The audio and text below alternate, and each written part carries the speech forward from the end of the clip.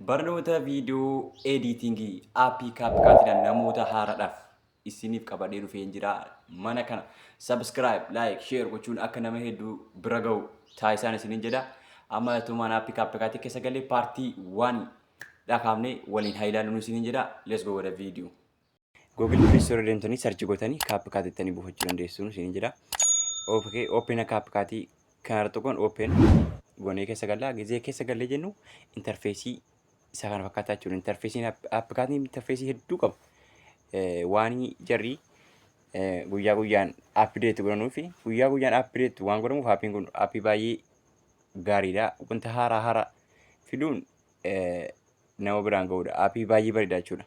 Kazaa new video jennee keessa gallaa. New video jennee keessa gallee kana amma video kana waliin edit goone ilaalla. Video kana add godhe.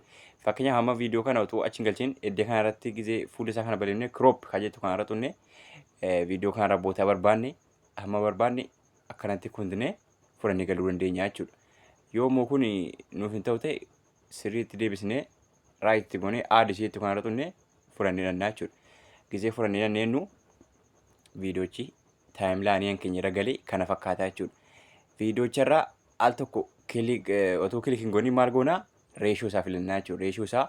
Reeshoo jechuun YouTube viidiyoon kun YouTube immoo TikTok immoo Facebook immoo Instagram immoo amma fakkeenyaaf ani YouTube'dhaan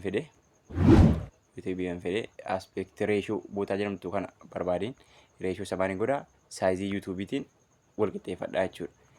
Achiin booddee maal goonaa viidiyoocha irra tokko kilik gochuudhaan bootaa nuun barbaachifne murraa jechuudha. Amma muruu jemmarraa iddoo kanatti dhaabnee maal goonaa split goona.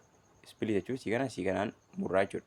Amma iddoo kanatti dabaladhee amuradhuun fedhee ammoo lamii na muradhaa. Ammoo achirra butee sadaffaa na muraa. Asittis muree amma kana achi lama gurraachi kun nan barbaachisu. Mureen delete godhee amma iddoo nan barbaachifne keessaa gataa jechuudha.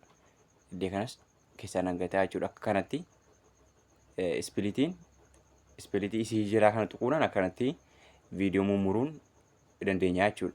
Kabiramaa inni audio kanarra yoo gotunnee audioon extract audio sound effects recordii gochuun jira. Text to audio basic muusikii copyright waan jiru kanaaf keessa qaba. Nuti amma maal goonee galarii kan keenyarraa viidiyoo tokkorraa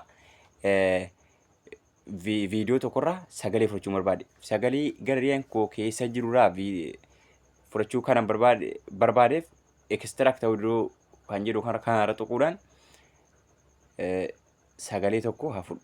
Sagalee tokko fakkeenyaaf viidiyoo kanarra sagalee fudhachuu barbaade. Extract audio gizeen jedhu sagalee viidiyoo sanarraa fuudhee as naaf fideera jechuudha. Viidiyoo dhufeen hanga iddoo kana viidiyoon kootii wal qixxeeffadhee iddoo kanatti split kan jettu kana tuquudhaan gara harka mirgaa kana irraa delete godhee baasaa jechuudha. Akkanatti sagalee jalatti add godhachuu dandeenya. Amma viidiyoo lamaffaan walitti deebinutti nagaan naaf tura isiniin jedha.